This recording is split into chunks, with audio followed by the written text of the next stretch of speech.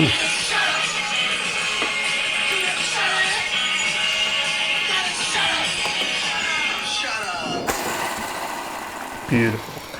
And howdy, y'all. Welcome to another edition of the podcast. The Won't Shut Up and Skate podcast about Texas skateboarding history, nostalgia, shenanigans, interviews, and tales. And we are joined here by Mr. Tim Litzmann. Welcome, Tim. How you doing? Good. How are you guys? Tim Litzmann, if you don't know who he is, you're going to find out about him, and that's what we're doing this. Now, Carrie, we just keep pumping out episodes, but it feels like it's been a while. It's been a while since we recorded. It's been a few weeks. Not to the audience, but to us. I thought you were about to bust out into a Stain song. A Stain song? No. Been a while. No, that wouldn't be me. So, but we are actually recording at Carjack's Animal Emporium of Nature at the Hill Country in Lakeway, Texas. And this is our first get-go in our still evolving new studio. The punk rock cottage. It's the punk rock cottage. Sure is. A little bit of Airbnb turning into a studio. So here at Kerry Jackson's house. So More of a scare B&B. Scare B&B, etc. So, it feels like it's been a few weeks, which it has. It's actually Super Bowl weekend. Super Bowl Sunday. Super Bowl weekend. And since you always like to bring up Taylor, in comparison. Oh, where are we at? We're over 1,400 Instagram followers. 1,409, I think. That explains the slightly panicked, somewhat threatening message I got from her in my DMs the other day, saying I think she feels threatened. Well, you could put something mean about Jason, and maybe that'll get it going. But I don't know why we know that much about it. But anyway, I thought it was funny. I also might be making all of that up. Go Taylor! I heard on good authority that, and this is apparently just to upset the right demographic of people, that she's going to fly back. She did a concert in Tokyo last night. She's going to fly back from the concert overnight across the international date line, traveling back in time. She might be doing that now. Yes. She's going to arrive. So she's crossing the date line. What the fuck are we talking about? Going back in time. She's going to arrive in Vegas just in time for the Super Bowl. She's going to parachute into the Super Bowl on a rainbow-colored parachute. Oh, sweet. Land center field just in time to sing the national anthem. Oh, okay. Then root for her boyfriend in the game. She's going to perform with Usher at the halftime show, and then she's going to accept a marriage proposal after the game from Travis, who will be named the MVP, and then she's going to pass out banned books to everybody in the audience while signing up 500,000 new voters to make sure that Donald Trump loses in November. And I'm here for it. Kerry Jackson, Nostradamus here. So if that happens. And the coin toss? She's doing the coin toss too. Oh, she's going to do the coin toss, and she's going to call it correctly. Right. Well, one of the things I was thinking about that's kind of funny about this episode is that also we just got the Ken Fillion Banger in the Hangar episode, and that'll be posting this week. So in true fashion of the Won't Shut Up and Skate podcast, not linear and not even close, because by the time that you hear this episode, you will have already listened to the Ken episode. So this episode really just remains as a reminder of, oh shit, that was really good. I should listen to that again. That's the time continuum here. If you're hearing this and you haven't listened to the Ken Fillion episode yet, go listen to that. Ken's awesome. He has great stories. He's funny as hell. And that was a fun little interview for like 20 minutes with him. Absolutely. So to kind of move things along in light of all that stuff, we have continued to get people pulling out shoeboxes full of stuff. There has been some amazing things in just the past few days on the Facebook Archives, Texas Archives photo page, and then also on our page on Facebook and then Instagram. So check us out, hit us up, like, and all that good stuff. But man, there is stuff, and Ronnie Ripper and Stubbs have been going at it online, and they posted a Halloween photo where they all got together, and Stubbs is wearing fishnet hose and some kind of hoochie outfit. Are you sure that was Halloween and not just a regular Tuesday? I'm not sure. It might be just a regular Tuesday for Stubbs. So, but on top of that, just amazing amount of stuff. Ronnie Armstrong, who now lives in California, has pulled out and took a picture of his record album crate deep full of photos, and he's posted some Jeff Phillips tribute stuff. Oh yeah, he has some posters great that haven't stuff. been. So we appreciate everybody doing that, and thank you for doing that. Keep posting those up. It's super rad. It has also been confirmed that Jeff Newton has in fact received all of his unused published photographs from Thrasher, and he has slowly started to leak them out. Oh, nice. And they are just beautiful photos. Only the 2 or 3 that he's posted so far, and a lot more of that to come with Jeff Newton very soon. Hint. And so that's pretty cool. And then, of course, along with that, all the stuff that everybody's been posting. Of course, we can't go an episode without mentioning Rainy Barras and what he's posted. He's very stoked on things, and he's also been pushing some stuff. Is it Garrison Parge? Yeah, or Parget. Parget, the guy out in near the ammo pipe. Yeah. And there's Kenny just posted a guy named Steve Kinnison who just has some. These are all guys that were going out and skating the pipes because they lived out there. Yeah. So they've got footage and photos and all that kind of stuff. So I thought that was really cool. So there's a lot of stuff going on. We very much appreciate. So always on the episodes, big love to Jeff Newton for what he's always done for Texas skateboarding and letting us kind of play off of.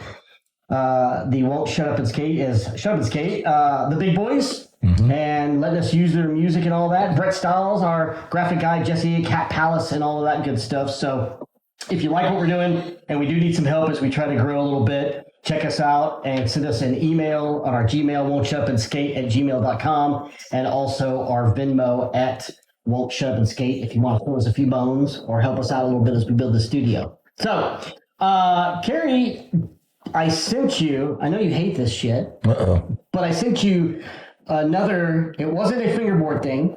I've done that. I played that out quite a bit, as you've said. Quite a bit. In a text. Sends me a text, dude, you played that out. It's funny. Okay. But I sent you. Not funny, haha. I sent you the link to a dragon board, which is basically, from what you replied, it's not a ripstick. No, it's a snake board. It's a snake board redone where you stand on the front and the back of the board, and they have literally sky hooks. So from the 70s, these little hooks you could sit your foot in to do. And then the middle part moves separately from the front and back. But of course, they're showing them doing tricks and little 180s off of curbs, and they're wiggling. They're wiggling. Tricks with quotation marks. It's a 2-wheel? It's four wheels. Imagine a skateboard where if you cut off at the front truck and you cut off at the back truck, and then the middle section you bolted together with just a pivot, so the whole thing can kind of wave like an S, and so you don't have to push. All you have to do is shuffle your feet back and forth like tic-tacking without lifting your wheels, and it goes forward. So you're just wiggling. And now they've got them with sky hooks so that you can. It's like having a snowboard strapped, so you don't have to learn how to pop an ollie. You can just jump. And back in the 90s at the indoor skate park here in Austin, there was a guy who had one of these boards, and like an early version that was very industrial looking. And it had full-on bindings, not like sky hooks. Like he strapped in like a snowboard, couldn't let it go. But he would ride the ramps with us, and we kind of tolerated him. But did he do stuff? Did he land? He did 540s. But he's all strapped in. All strapped in. He did 540s. He would do fakey full cabs over the spine. This is a 6-foot spine ramp. Right. Full cabs over the spine. He would do like chest high airs. And, he was like, yeah, this is rad, right? We're like, no, it's still goofy. So like you mentioned in the previous episodes about catamaran. Hey, kids, you got to do a catamaran. 2 guys, 2 boards, put your legs on the board and all that. It's kind of like back in the 70s. 2 guys, 1 cup? What did you say? No, I did not say that. The catamaran. When you said, hey, yeah, kids, you should try that. So what you're saying is, kids, you should really just do what we did, and that is get a bicycle inner tube. Yeah. Strap it over your board long ways and see how successful you are when you can't pull your feet out of shit. Yeah, because this guy could do some impressive aerial maneuvers. Because, he could do... Was he aggro? He was pretty aggro. He could do, full cab to disaster, and then it wasn't like he reverted. It was like he bounced and did a backside 180 ollie back into the ramp to go fakie. But he always wore full pads and helmet because if he messed up on a trick, there was no bailing out. He was going down. So he was always fully padded up. Right. And I mean, he was probably a nice guy. He was a pretty quiet kid, probably because he knew that if he Wasn't. if he showed any kind of personality or said anything, we probably would have bullied the crap out of him because that's how it is. But It's frightening not being able to kick that thing away from you. yeah, and Well, like the roller skaters, and there's some like Alan Guimond, who is a roller skater, and some of these photos that are coming out. You can't. If you land on the wheels, you're flopping, bailing. You can't do that. well, that's what blows me away about all the women that are riding roller skates and bowls now, is how good they are and some of them don't even wear pads. And I'm like, okay, I'm impressed, because the scary thing to me is you can't just jump off of that. Yeah, shout out to Estrogen, who's a friend of mine, who's the kind of leading the pack with her Moxie skates. And we've got some friends, Katie, and we've got quite a few there. There's a bunch of really rad roller skaters here in Austin. There's a lot. And so it's cool to see them out there. Too. Houston's got a good scene. But a lot of friends there. Back in the late 90s, it was still the war of the inlines versus the skateboards. And at that park in particular, we had to be nice to the inliners because the owner of the park, her son was a sponsored rollerblader. Right. And so we couldn't... Intellect Rollers Realm. Yeah, Intellect Rollers Realm. Loretta Martin, which the Austin skate scene owes her a debt of gratitude. She did she did a lot, and she was awesome. But we were kind of sarcastic about the only reason we're not bigger dicks to your kid is because he's your kid. And he ripped. And he was really cool. Lonnie was a cool kid. He was and he was a good kid. He was 15 years old. Hey guys out there, don't be a dick to teenagers, to 15-year-old kids. Don't do that. That's lame. But at the time, we were all in our 20s, and it was a weird identity thing. But we also figured out, you remember how when we were little kids in the 80s, the older guys at the park were mean as crap to us, right? They picked on us. You're like, you can't ride yet. Right. You better tail drop in or you can't even be on the ramp. If you don't grind, you're out. Fucking big brothers. Right. They were mean. You can bail the pool, but you don't get to ride until we've all ridden for an hour. If you want to be here, bail the pool. That didn't happen in the late 90s because, we can't be mean to little kids on skateboards. Everybody gets a trophy. Because if we're mean to them, they might stop skateboarding and strap on rollerblades. We got to be nice to these kids and make sure they stay skateboarding. Oh, boy. It's less of a problem now, and it's, skateboarding, and with all the public skate parks, everything's kind of become way more inclusive, and which is good, I think. It's great. Let everybody do their thing. It's cool. But it was a weird moment in the late 90s because we didn't have any public parks yet. When the indoor park opened, it was a godsend. I was there 5 days a week, if not 7 days a week. Right. For the 3 years that it existed before it moved up to Leander. And then I was up there 3 days a week, driving all the way up to, it wasn't even Leander, it was Liberty Hill. It was a 45-mile drive, and I was doing it several days a week, which I can't even imagine that now. There's a really, you want to drive down to New Braunfels to go ride that skate park? Hell no, that's too far. Well, to bring it back on track, because I went, so no to the wiggle boards, no to the snake boards.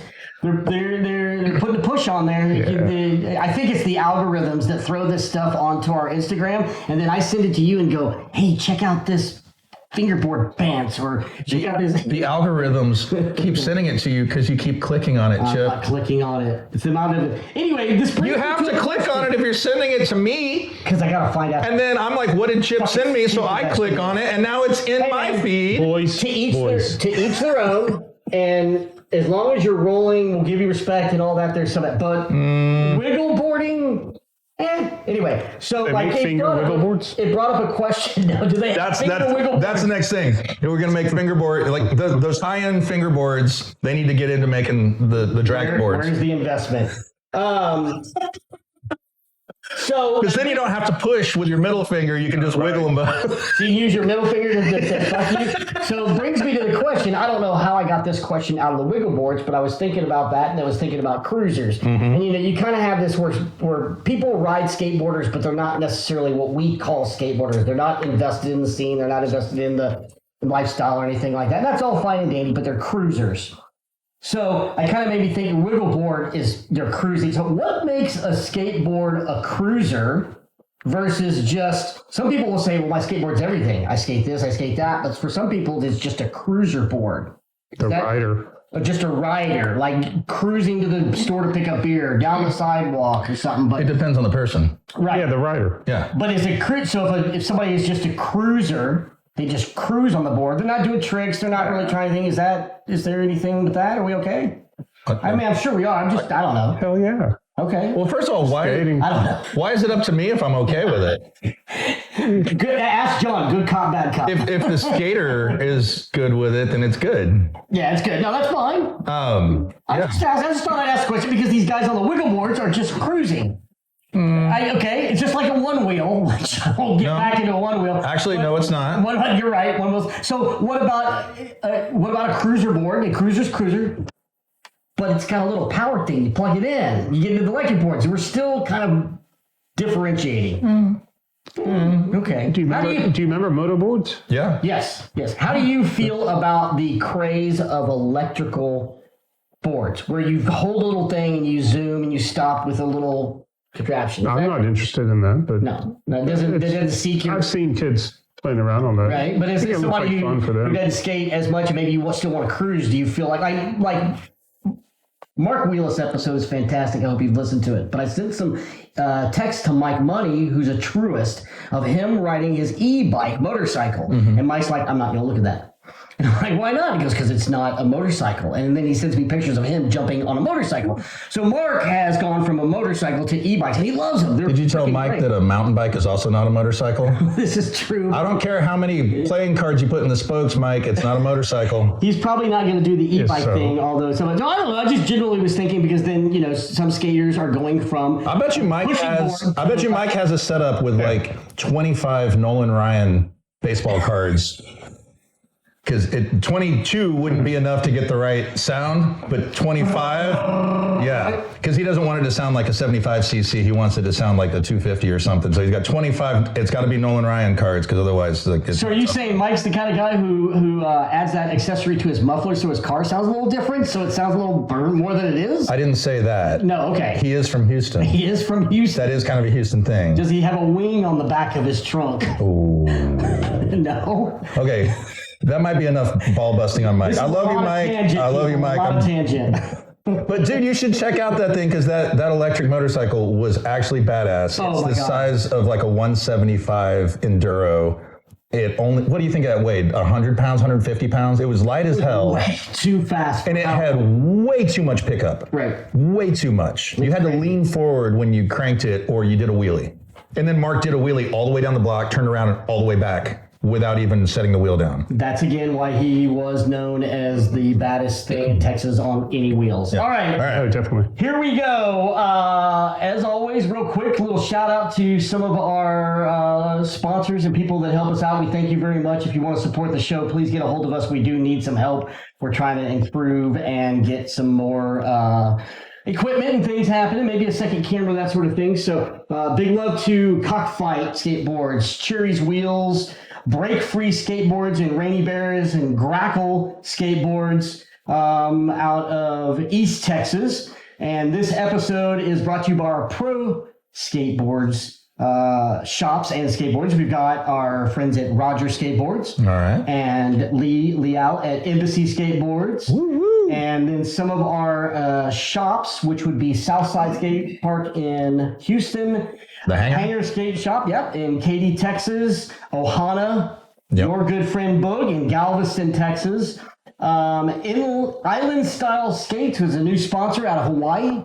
Island Life, excuse me. How I messed that up. I'm wearing your shirt. Island Life. They're going to be traveling again. We're going to be talking to them hopefully very soon. And Old Bones Therapy. Yep. And there's probably some others. Oh, Lat Foul. Loud as thunder, fast as lightning. Well, I wanted to point out a couple. Our good friend Frank at Texican. True. And then brand new this week, Psyop Skates out of Abilene, Texas. Yeah, Psyop sent us one of his handmade boards. So we've got people pressing. And this thing is badass looking. It's like a scene from the Alamo with skeletons. Pretty much. And so now you've got Psyop making boards out of Abilene. You've got Brent, God dang it, up in East Texas, Texas Skate Shop.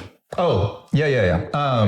Brad. Brad, yeah. Or Brad Brent. Brad. Texas Skate Shop. Well, and and Grackle. His boards up in the Grackle area. And then, of course, I don't want to say premier, but the oldest private board maker, custom. Handmade boards. Frank Garner and Texican. Yeah. So there you go.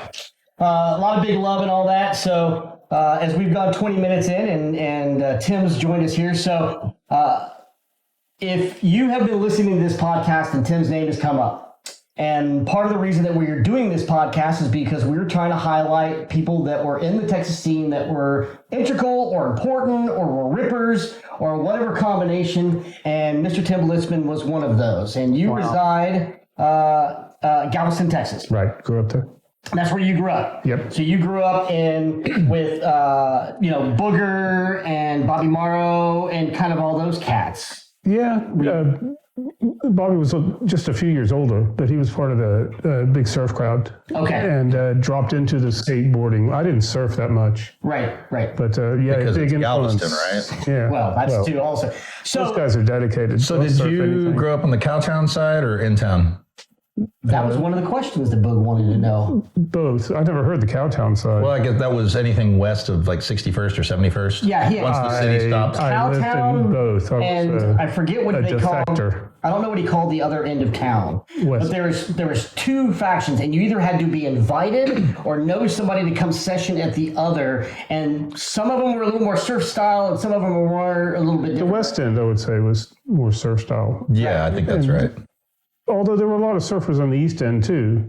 Sure, They were just associated the West End with Okay. surfers. There was a house on the West End called the Ponderosa, where a lot of surfers resided. Okay. And I think that's maybe why the West That End. was what they nicknamed the house? Yeah. Where they all hung out? Had a Was that ramp- around had a when ramp the in the Ponderosa backyard. show? Wasn't there a show? No, Ponderosa was from, what was that Western show? Bonanza. Bonanza. That was the name of the ranch. But Right. Yeah, it was a Your- big house with a big ramp, and it was in the maybe 81st Street, which was far west. Yeah, that's at that west. point. That's west. But remember, Bug was telling us that story about that like after hours party. Okay, yes. I think that was the Ponderosa house. I think. Ah, okay. Could be wrong, but from what he was describing and 81st Street, that sounded right to me. Like they went there after a concert or something one night, and it was just like crazy shenanigans happening at the house. Yeah, I don't know. I don't ever remember asking permission from anyone. I remember getting in a lot of trouble, but I don't remember asking permission. So we've done a lot of. But wait. So where did you grow up? What part On of? both. Okay. I moved to, in fourth grade, we moved from Commerce, Texas to Galveston. I lived on the East End. Okay. And then in eighth grade, we moved to the West End. So Like out I by got the Pirates best of Beach, all the way to Jamaica Beach. No, this was just 69th Street. Oh, okay. Yeah. 71st. Yeah. That Where does area the right there. seawall But that end? was West End. About 69th or 71st. Okay, to right towards the end of the seawall, right? I don't understand. Isn't that the street that about where the seawall ends? No, The 60s? that's- no. Is it further? That's 100 and something. Oh, it's Yeah, way it further. goes further. Okay. Because Boog also talked about a park or something that was over there at the end that they used to go skate, but you got snuck out of. That wasn't Holly Hills, was it? Because Holly Hills was A skate park? Yeah, or something that they used to skate. Holly Hills. There was a skate park. No, sorry, not Holly Hills. Excuse me. The Galveston skate park park. was around 81st Street, right? Yeah, it was around 81st Street. And when they I shut thought- down, we got booted out of there all the time. Okay, maybe I'm getting the. Yeah, that was what he was telling us. Okay. Because that was just into the west side. Because really around 61st or 70th was where I guess would be the dividing line. If you lived Okay. east of that, you were in town. If you lived west of that, you were on the west side. Right. Okay, so Tim, how old are you? 60, 60. Okay, so I think. we did a lot of talking about Texas and the Gulf Coast cities, starting in Carlsbad, California, then Corpus Christi a month later, then in Maryland, Ocean City. Those are all parks that were open around the same time. Now, down the way in Galveston, there wasn't a park quite yet, but you guys were already starting to see stuff on ABC Wide World of Sports or in magazines and that sort of thing. What are your early remembers of like grabbing a board? Did you have an old Nash metal board, or what do you remember? Black Knight clay wheel. Nice. So Clay before. No, Clay was after. It was my brother's, and I appropriated it. Appropriated, right. So when did you catch up with other skaters and start trying to since you weren't a surfer, you weren't mimicking surfing, but you were rolling and kind of getting to the point where, Yeah, there were contests, and mostly slalom and freestyle, and the surfer guys would be there participating in those, and that was the in-person stuff. Otherwise, it was Skateboarder magazine. I remember finding a Skateboarder magazine, and I wasn't really that into it, and it was Greg Weaver on the cover, barefooted in a pool, and I was like, good God, that's what I want to do. When do you remember catching up with some of the guys in Galveston when that stuff was going on? I guess around 13, 14 years old. Were you hitting the quarter pipes before the ramps came in and all that? Yeah, okay. Yeah, the quarter pipes, and then, it was very popular to build these ramps that had like a bank transition, and then a very abrupt transition at the top. Because nobody knew how to pump or drop in, and that was a starting ramp. Yeah, the whole thing was just one hitter, basically. Yeah, it's so funny that and on 14th Street, the Ibarra family of Tino Ibarra, they allowed us to build ramps in their backyard. Right. And we had several that were huge. And it's kind of a funny story, but we had to tear one down because, we had the ski slope essentially going down into the ramp. Right. And you run up there, or you take a run and come up and jump off your board and then hold on, because there was no platform at the top. It was just a grade. Oh, you're holding on to the edge of the plywood or whatever. No, we had to tear it down because it was a power line. And So none of us, we were all so stoked about skating that we didn't really, nothing ever happened. But one day the utilities guys came by and said, that's got to move. Yeah, you guys are going to die. We were hanging on to this. Right. We were dedicated, man, I love that. So just before that, Bug mentions that he loves to tell the story that you guys literally were finding out about each other if you didn't have a skateboard is because you had Vans or some kind of shoes that kind of eyed you in on that. Yeah, I remember him mentioning that. When you don't know the other crews, and then that's how you guys kind of started, because there wasn't any way to know. You may not know people across town or whatever. Or had you heard legend of like? There was a little story about that too, personal story, which is I ordered the Vans, and my mom had said, different brands have different sizes. Why don't you trace your foot and have them? So I traced my foot. I was wearing like a 9, maybe a size 9 or whatever. And I couldn't wait to get the shoes. Back then you send a money order, you're waiting, you don't hear back. Wait for a month, 6 weeks. Yeah. And then when you're waiting every day, And I get them back and I open up the box. I'm all stoked, and it's the red and blue ones, the first ones, and they sent me size 13. I know some guy, there's like, fuck it, just send them these, they'll fit, or, they'll fit. But I refused to send them back, and I wore those things flapping around. And, clown shoes. Yeah, they were like this much too big. And I was wearing them, but Boog had ordered Vans or something, and I guess there was I don't know, the word was out that someone else had Vans, and he thought he was the first one to have Vans on the island. He probably was. Right. But then I had them too. So, and I guess we met. And this would have been the Vans connection there. Yeah, but this would have been, at that age, you would have been, Vans started in 66, so this would have been 10 years later, say 76, 77, 78. I would say 76. 76, because we had a 76 Monte Carlo. And it was baby blue. Nice. When do you remember when you went from just pushing around to like, okay, I can do this. I've got some passion for it. I'm pretty decent at, I want to learn. I want to push myself. I guess it was after seeing that magazine cover that I really started looking for bank. There were a lot of banks and stuff in Galveston. And where I found that magazine was the Knights of Columbus swimming pool. And someone had just left it behind. And so that winter they drained that pool. And you got to ride going in there and riding it.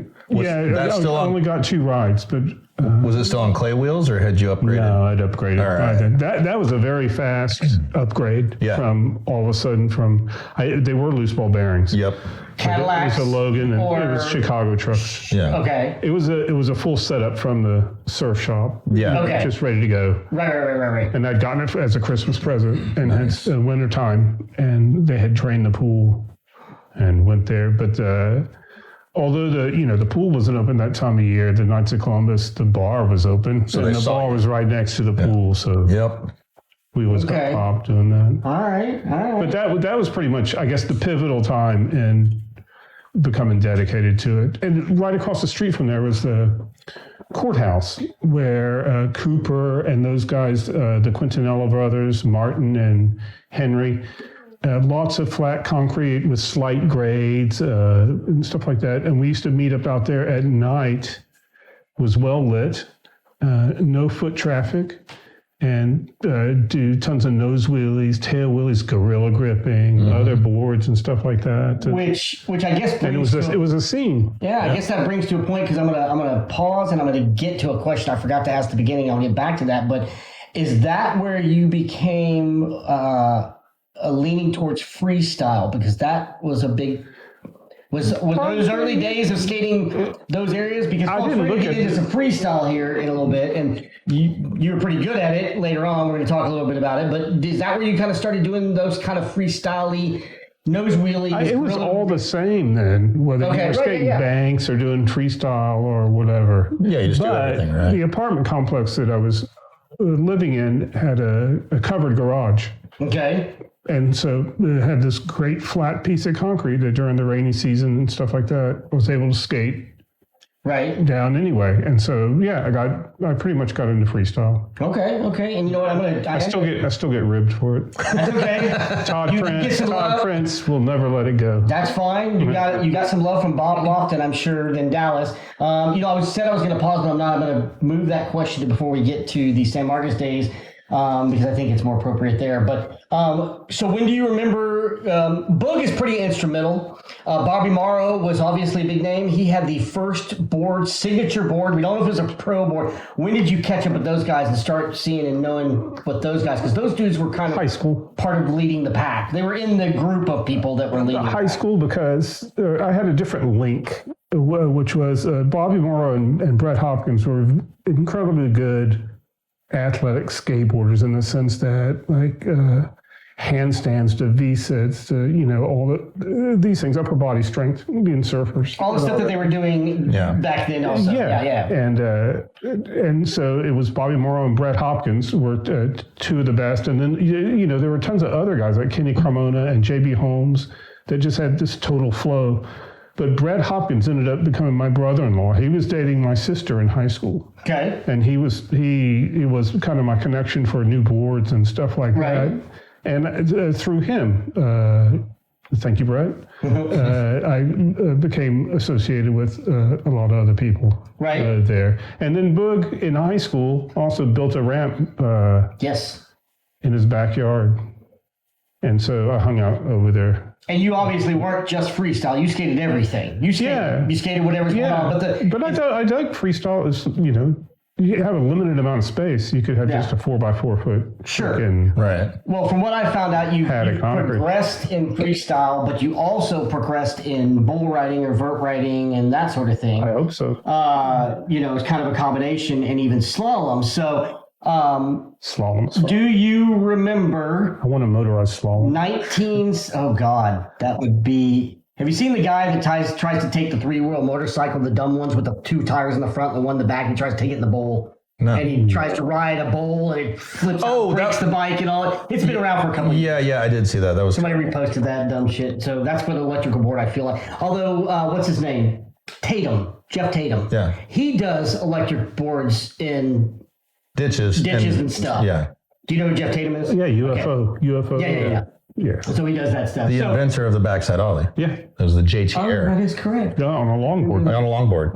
In a pool. And that's, but that's why he, he's in his 60s now, and he started doing these motorized boards because he's still riding. He's super eccentric. Really big ditches. Oh, yeah. All curvy stuff. Yes, and he doesn't want to have to walk back up the hill. Which makes sense. So that's one of the areas where I'm like, no, that's legit. So you can skate the ditch and park your electric board. Slalom. Yeah.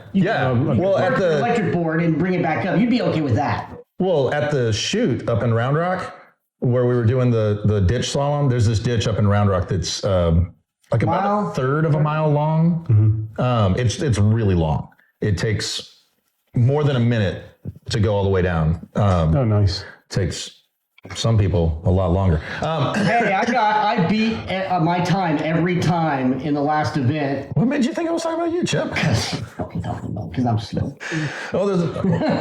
Hey, everybody except 3 people are slower than me. So Okay, I did the little comparison video. Anyway, But anyway, one of the early sessions out there, one of the guys there, he had like 5 different boards, and that dude could haul ass, but he had a longboard with like the big 8-inch knobby off-road wheels, and it was motorized. And I asked him about that, and he's like, basically, it's for getting back up the hill. He's like, do you want to try it? I'm like, I don't know, man. It feels like cheating. And he's like, why don't you give it a try? Well, so I gave it a try. I got to admit, it's really fun. And he's like, mark the tape, John. Mainly because you can go off-road with it with those giant wheels. So I'm like, dude, you could take this on like the 9th Street jumps or any of like the bike trails. You could probably take it to Spider Mountain, although you'd probably die. But he was like, so what do you think? I was like, it still feels like cheating. But I got to admit, it's pretty damn fun. But I like the idea. Utilitarian thing. And the thing with it, you don't have to do the electric. You can just not use it. And if you're skating down the ditch, it's like a normal board. And then on the way back up, you don't have to push. So that brings me to a point. I kind of understand that kind of thinking. Sure. We're converting the people. That brings me to a point. One of our new 1400 fans, I can't remember his name. He's a pro skater from, I think, Australia. And he rips on a skateboard and all that, but he also is a pro mountain boarder where you do have the kind of U-hooks or the straps. Yeah. And he rips. Yeah. And he does a podcast and he seems pretty funny. So you'd be okay with that? It almost sounds like you'd be okay with mountain boarding. What makes you think that I'm judging people, dude? I'm not thinking you're judging. I just like to stir things. I'm judging the shit out of people. Okay, back to Stir feathers. Back to the tangent. San Antonio, Texas, 1978. The Texas Championships at Northeast Skate Slopes in San Antonio, Texas. Considered the Texas Championships. Continental Airlines, some Alamo Company, Pepsi, and others flew in. Stacy Peralta, Blackheart, Salva, a handful of Hackett, a handful of other people. Lonnie Toft, Ray Bones, etc. And flew in. We'll get to your point on some of that in a minute. They flew in, they came into the contest. This is a contest we've talked about several times.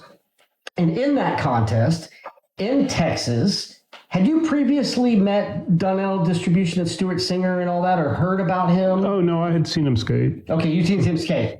So in that contest, a young Tim Litzmann in slalom barely qualified, but he shot up to the top in the 13 to 15 age group and scored first place over Stuart Singer, who was the tournament MVP, the overall most recognized skater, the team that did the best and all that stuff. So, but not the fastest. Not the fastest. So, and this is base slalom. So come on now. What happened? Give us some scoop on it. How much? How much? How much did it cost to? Oh no! How much did it cost? No, I want to know if you remember. You were almost didn't. Make I remember. Slalom, and then you beat the number one. Basically, the number one dude skating. You remember Mike Williams? Not off the top of my head. A Goldwing skater. Oh, okay. Downhill slalom. Okay. We'll have to look him up. Local guy. He gave me some pointers. Okay. Was he a visiting pro or was he a local? Yeah, he was a visiting pro. Okay. So what were the pointers he gave you? Lift up your front wheels. Don't carve at the top of the turn. No, he said watch. No, when you're going over the starting block. Yeah. Oh shit, we're gonna it's like miss the speed bump kind of thing. And I was like, oh, that's cheating. He said no. Just try it, and that did it. We just pinned the ears of Eric Kahn. Why? Because he lifted his wheels. But for the starting block. I know, but his whole thing is that you keep your wheels down, you pump through and all that. But you were being taught at that time to lift up to get through. Now that was just at the start, right? Or did you do kick turns as opposed to pump through the banks? It was all pump through. There were no kick turns. Okay. All right. Yeah, you're just to get off the starting block. It's hard to remember the snake run. Yeah, just to get off the starting block. Yeah. But that makes sense. Barely qualifying wasn't much time. Milliseconds or whatever. Yeah. And so he just gave me that pointer. Right. And maybe I was so stoked that the guy talked to me that it sped me up a little bit too, or something. Okay. I can see that. You skate. But also maybe the whole dynamic of lifting up, I just got a better freaking push. Yep. Did you have bars to hold on to? I believe so. Did you have an on-ramp or was it just a I believe so. I believe it was on. It's hard to recall that. I just remember that he was there and And then the snake run Gave me the turns advice. into the bank bowl slalom. So at some point it ends before you got to the big pipe and all that. Okay. But first place But I got in a that. pointer, yeah. Do you have a trophy or a medal or anything you remember? I had a huge trophy. Do you still have it?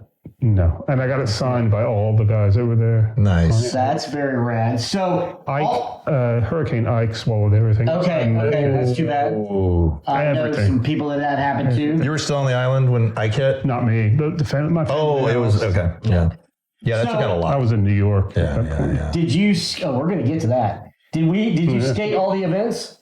Was that one of the things you skated? I remember. I don't think that I skated the half pipe. Okay, because I did in skate. Bank and Bowl, you would have had to be Stuart Singer was first, Johnny Tex Gibson was second, and Jeff Phillips was third. Do you remember seeing Jeff? Do you remember those days of Jeff? I don't recall. You don't recall. I mean, I know it's a long time ago and all that kind of stuff. Bank and Bowl. And then in the pipe, it was Stuart Singer, Brian Abel, and Tex. And I was wondering if you remember where you might have come up in that, but. I didn't skate the half pipe. So in that, I could only enter a couple of things because of money. In that, do you remember that there were like 800 people there? Do you remember just like being in awe on how many people were around, or were you oblivious of it that? I was oblivious to it. It was the biggest crowd I'd seen at a skateboard contest. Yeah, And you would have been like 13 of them. he was in the right? 13 to 16 age group. So did you ride up with your family? With Cooper. So you guys had like a little carpool, whatever, caravan. out to San Antonio? And that's Alvin look, Cooper. this thing we had done. After that, we had done that so many times at different contests. It's hard to differentiate Right. between. I think we stayed in a hotel. If we did, I doubt that we slept in the car. Right. I have slept underneath the car before. It's not that comfortable. No. But Cooper. That's the Gran Torino. I wanted to mention that. I wanted to give kudos to that brown freaking Gran Torino that he owned. He took us to so many contests and up to the skate parks in Houston and stuff. Of course, Gran Torino made famous a few years back, kind of in the sense with the Clint Eastwood movie and all that, but the same vehicle. That's right. Essentially, yeah. So at the point of this contest in '78, was the Galveston skate park open yet? Yes. So that was your local, your training ground, whatever. Like, is that how you were getting good at slalom and stuff so that you could go to San Antonio and show up? The Galveston Park was not a very good park at all. It was just a bunch of runs, right? Yeah. Yeah. There were a couple of spots. No, Boog showed us some early photos of like the dirt work before they did the concrete. It looked like sperms, kind of. It looked like kind of just back and forth, and it was all just piled concrete. Snake run didn't work. Yeah. Or one bank threw you into that wasn't. They didn't know they were just pouring concrete. The big bowl had some spots where there was a little bit of vert in it, Right. or divots before the vert or whatever, kind of launch off of or whatever. Okay. And then the picture of Bob Morrow in Thrasher magazine, they had a bowl with coping on it, but it didn't hit vertical at any point whatsoever. And all that, but yeah, we skated there, and then the local ramps. Yeah. Is that you have a note of 14th you borrowed? Is that in that same time frame? That's where we grabbed onto the electric wires to hold on to the. Right. And that's in Tino's backyard where that ramp was. They also built a half pipe with a drop in on it. And I had moved to the west end. And so I wasn't skating that ramp very much. I rode my bike out there and watched Cooper and Robert Salinas and those guys skated. And I saw a picture recently of Johnny Gibson skating it and all that. So I knew they made it through. Right. I think they'd come down to go surfing and then stop by and skate. Were you already a big fan of Johnny at that point? I think everybody was. You saw him as a kid. Yeah. Yeah, when I saw him at Gulf Coast, Cooper would take us up to Gulf Coast and we'd go skate there. And he was skating the Zorlak board with the stamp on it. And just flowing. So he and Ken fill in. As we finish that contest, we've been bringing this up. We've talked about this contest a few times and some things around it. Do you have any recollection of the shenanigans that went on with the pro skaters in California being kind of dicks a little bit? Maybe even potentially some of them spitting on skaters while they were skating? Or do you remember some of them getting kicked out because they tore up a hotel room? Are you oblivious of all that stuff? Yeah, I was oblivious to that. I read about it later. Okay. But all that spitting on people sounds like high school. It might have been. It probably was. I mean, that's a kind of... Yeah. Ball High was a rough school, so I wouldn't have noticed people spitting on It was the style at the time. Yeah, all the time, and people were that. Try to escape that. We talked about Mark Wheelis, and he brought up a point that there was also that, and that's a tough thing to talk about, but they were all 16, 17, 18-year-old pros being out of California, coming in watching Texas skaters, and maybe they were ripping or whatever, and they just however. But one of the stories was Mark's talking about how Salvo was hitting on his girlfriend. And I made a post recently, and Salvo replied to it, and I clarified, not hitting on, like hitting, but like flirting with a girlfriend. He's like, oh, that wasn't my style and all that. I go, man, we'd love to talk to you about that and clear that up. But he was, of course, older, so they would have been partying. Maybe you weren't at that age where you were partying, but that whole shenanigans at that contest is kind of epic. No, I read about it afterwards, but I didn't experience any of it. In National Skateboard Review, and I looked there the other day and I couldn't find it, but they talk about Stuart Singer being the top skater. Mark Wheelis was the watch out up and comer, and somewhere in that it mentions you as another person to be on the lookout. Oh, really? Wow. Now it could have been maybe because you came in the slalom or whatever the case is, and I don't know if they had freestyle in that event at that point, but you were kind of known for all that stuff, and it kind of confirms also that the pros were also out there apparently giving the skaters tips. So it sounds like you got a tip to get first from Mike Williams, and then I got to ride Lonnie Toff's 8-wheel board and freestyle. Oh, that's badass. Yeah, with the double trucks. Yeah. And but those guys that were freestyling, and they had a BMX freestyler there too. Right. I had never seen anything like it. Right. Even the skateboarders, I'd never seen anything like what Brian Abel and Stuart Singer were doing at that point. They were definitely in the top at that time. So we graduate a few years, and you start getting into early, and I think it's 81 maybe, and Jeff Newton just posted a picture on Galveston of the blue ramp that they set up and had the first spring series, I don't even know it's called the spring series at that point, contest. Do you remember that? Were you there? I helped move the ramp from Pipeline, I believe. Yes. Texas Pipeline. Yeah. To an area on the seawall that used to freestyle that. Right. So to me, that was really rad that they built the ramp for the Booger contest. pointed out the street, and I can't remember what it was, but 47th Street. Okay, somewhere in that range. I believe, yeah. Right. So, and then they set up that ramp, which then moved. It went to Austin. It started at Pipeline. Pipeline closed.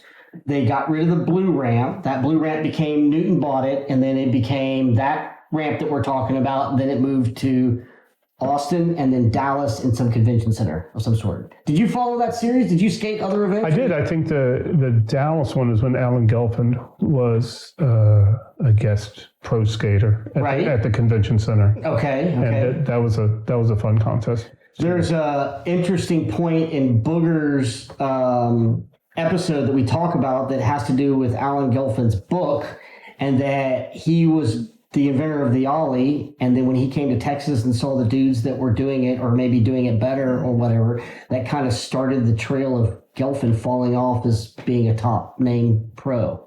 Something like that, right? Kind of what he said? Maybe. Something like that.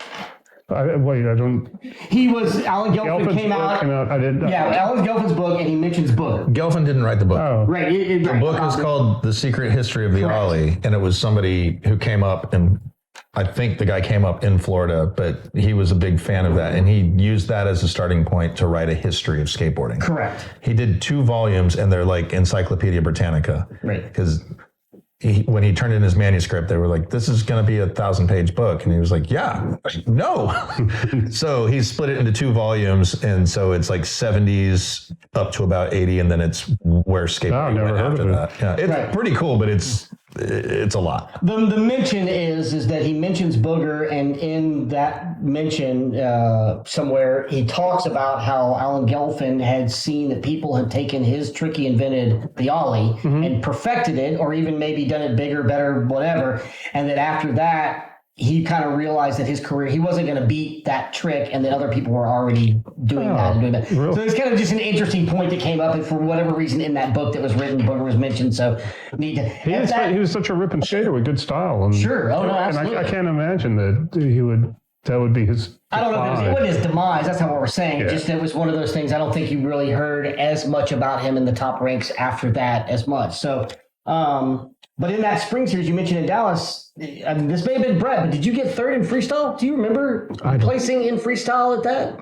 So you were competing at freestyle in Dallas, yes. in the convention center. Okay, so you were placing in freestyle and skating freestyle in 80, 81, 82. Yeah, because we're gonna get to Kona in a minute, and you obviously already knew about Rodney, right? Oh yeah, and people and Per Wellander.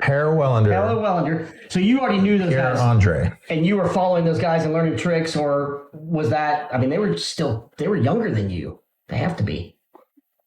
Rodney Mullen and those guys. Yeah, Rodney Mullen. I saw Mullen in Jacksonville for the first time at the Nationals. I think that was after the convention. Okay, so contest. Okay.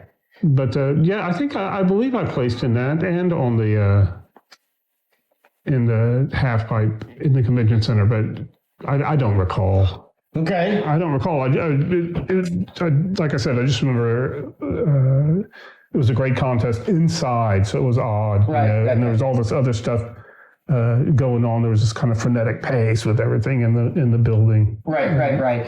And as a quick reminder, folks and fans out there, this is why we're doing this. We're trying to bits and pieces, and we don't remember everything, and you don't remember everything. But once we continue this perspective, we're getting a lot of different angles, and it's really kind of putting together kind of what it was like out there. But to move forward in your freestyle, you took a trip out to Kona in 1982, 83. Yeah. And you were the #1 top amateur freestyle skater. Yeah. Everybody else I've talked to says but you're hesitating. But that was you. I don't think I was, but I did you okay. won amateur division, correct? Yeah. Okay. Well, that makes you the top. I believe so. I don't remember all that stuff. That you know what? The funny thing is like, okay, I would have gotten a trophy. I would have if I looked at the trophies and I could tell you a story about them. Right. And then when those are gone, I can't. It's hard to recall. I would be able to look at a trophy and then tell you 8 stories. You know what happened this time or whatever, and now they're gone, and so I have to just make up a story. Well, after you leave here, a bunch of shit's going to come into your head, and then when you listen to some episodes of more shit, and so we'll have to catch back up on some of that. Where were we with that? That was... Well, you were in Kona in 82, 83. You were the top freestyler. Oh, yeah. And the story I caught from, I believe, Brett Anderson, is that you were traveling down there with Gerald Burris. Yeah, I knew it'd come to this. And Gerald Burris was known as a wild man. Oh, Gerald Burris. And in the travels, apparently, they were so cheap and had no money that Gerald ate dog food sandwiches on the way to the trip. Not true. Not true. Oh, Brett Anderson. Brett Anderson said that everybody was trying to save money and that he would be eating this like dog food related sandwiches and stuff. We had no money. We had money. Okay. We had money because we made White Russians the entire way. That's better. That's way better than dog food sandwiches. We drove naked in the car for a while because we jumped into we were jumping into a pool now and then to wake up. Yep. And then hang our clothes out the window, roll them dry them up.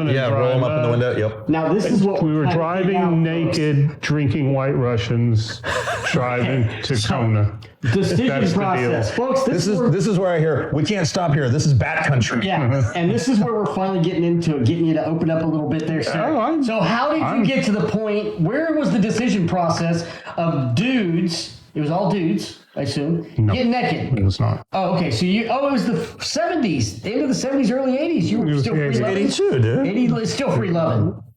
So what was the decision? Why did you guys do that? Do you remember? I'm sorry. When did free loving stop? we were hell bent to get to Jacksonville, and what's the whole it naked started thing? out 'Cause it was in. hot. No, if you're on a long road trip, I've done this with minus the bunch of us driving naked in the car. But you're on the road and you're starting to get road hypnosis. You're falling asleep at the wheel, and if you're drinking, you just see a motel on the side of the road. You pull over, you go jump in the pool, clean yourself up a little bit, and wake yourself up, and you're good to go for the next several. But why are you getting back in the car butt cheeks to leather or sweating? Because you're wet. You hang your wet clothes out the window. Drive all wet. Okay, all right. That's uncivilized. All right, okay, we'll give you that. So Some of us, now, wait a minute. some of us bring a change of clothes to put on after this. So here's this guy. They're all kind of just hanging out for with the the windows moment. down, naked, fucking drinking white Russian. Hey man, it's a great trip. I-10. If you're going from Houston area out to Jacksonville, you're going It was through Port Arthur. Jacksonville. You're going through Beaumont, Port Arthur. You're going to Lafayette, Baton Rouge, New Orleans, Mobile, Alabama, Pensacola. You tell me which of these cities you would be surprised to see somebody driving naked on I-10. Because none of them so far to me would surprise me. I know, I get it, but I just, the car was full. And you said there was guys and girls, right? There's a road trip of everybody going to Kona. Guys and a girl. Guys and a girl. And was she dating one of them? No. Okay, she was just cool. This is where you stop talking about it to protect people. Oh no. We don't know, we haven't named names I'm yet. trying to recall her name. Oh boy. Her boyfriend was in Port Arthur, and he wasn't happy that she was going. Horse shop with So at one point, he ended up in Jacksonville too. A couple of days later. Oh, kind of like Chasing her down. Yeah, we left a trail of milk jugs for him to follow. Well, there you have it. The trail of milk jugs. From the White Russian. Yeah, And this was Gerald Burris. And who else do you remember in the car? her. Okay. And I think her name began with an M. I'm not sure. Melanie, Melissa, back in that day. Yeah, I think it's like Melissa, but I'm not positive about it. She ended up. She was hanging out there, and then she was hanging out with Gator. Oh. Yeah. Shit. Ooh. Okay. Bad news. Well, that was bad news before bad news happened, but he was still bad news. Was that when those fanny packs just came out? He was rocking everything. But hanging out with Gator. So hanging out with Gator meaning hanging out with Gator probably. Yeah.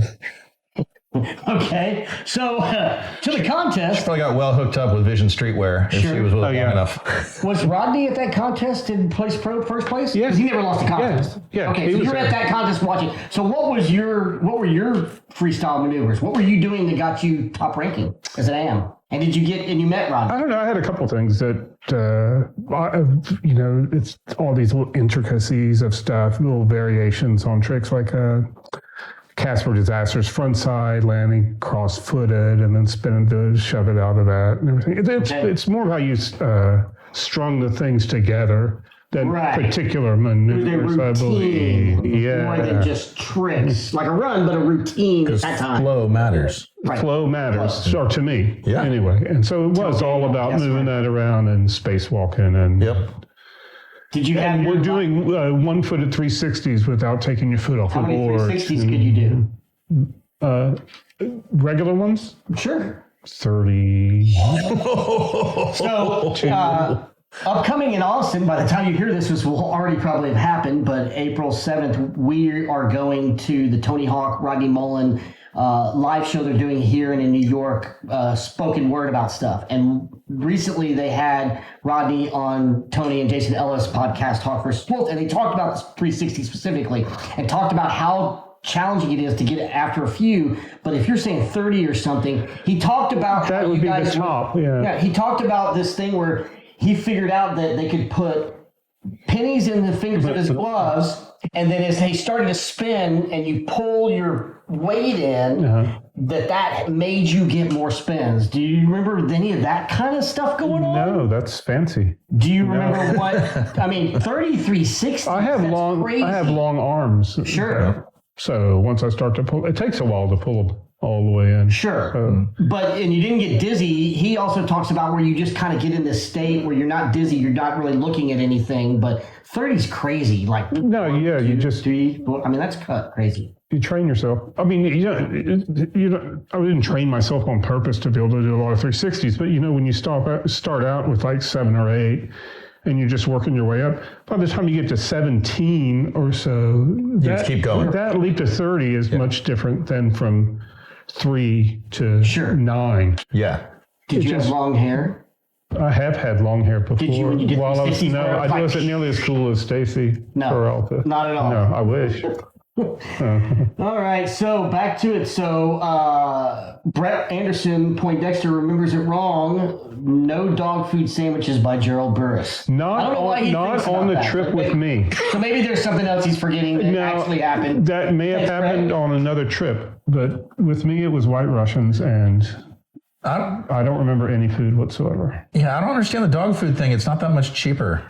Okay, so than buying like a jar of peanut butter. Unless he was grabbing it off of people's property. That it wasn't dog food, but Cliff, who bought the skate park of Houston from Dennis Epinette, we went on a trip in the big white van to go snowboard where we'd never snowboarded. We all got cheesy red ski outfits and whatever we could find and went snowboarding. And that trip, he was eating potted meat product. Like unbranded, generic potted meat product, making sandwiches and doing that stuff. And obviously just it was gross.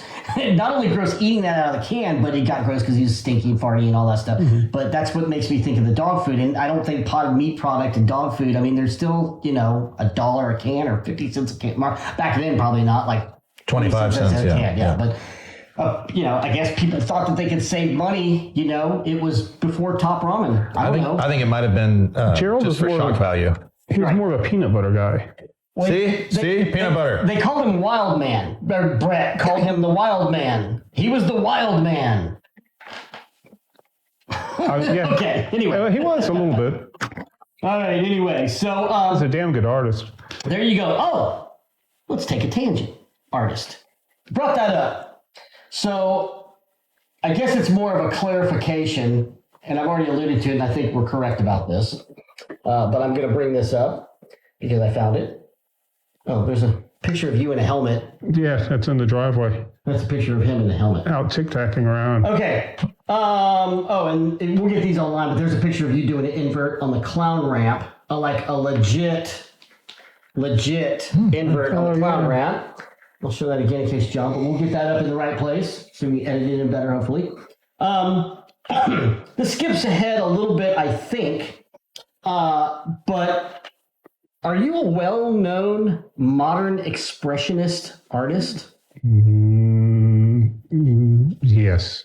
Okay. You put a lot of qualifiers in that statement. Well, I did some. I'm a reductive painter. Okay, I did some deep diving trying to find out. The first thing we know is Litzmann has 2 ends, correct? Not 1. And I tried to do some deep search, and there is no photos of you. I can't find any photos except for on your Facebook. Can't do any Google search because I just tried to do a deep dive, just try to find some stuff or whatever I can figure out. But I thought this was interesting because in the skateboard podcast, skateboarding is art. Art and skateboarding go together. This gentleman is an artist, and this was the statement. New Yorker Tim Litzmann, who is showing new work at the Haynes Gallery, investigates the potential of monochrome in the manner of his own. Litzmann points white and black of a sheet of cast acrylic and bright candy-like color along to the edge. He sands the front of the acrylic sheet, hanging it an inch or 2 from the wall, the edge intensely coloristic, but most magically it causes the white plane of the acrylic to appear whiter than white. Beautiful. That is not the most pretentious artist kind of rendition of something, but that's a world that you lived in, and you moved to New York, and you sold and have paintings. You became well-known. Brett put it temporarily famous, but well-known. So within a realm. Yes. So tell us about that. Tell us what we should know about you in the art world and what's cool about that, because that's fucking rad. That's a big one. Don't be shy. Well, you know, I've shown a bunch of work. I have some installations, or one installation at least. It's a permanent installation. Okay. A couple museums and some work. Right. Showed with some good galleries and have taken a little break from it. Well, 10-year break. Okay. and I'm just got my studio back together and gonna be making some more work. Yeah, it was heavily influenced by screen. What culminated, I've always been interested in art, but what culminated, what the stuff that I showed that you just read a description of, I would say was probably inspired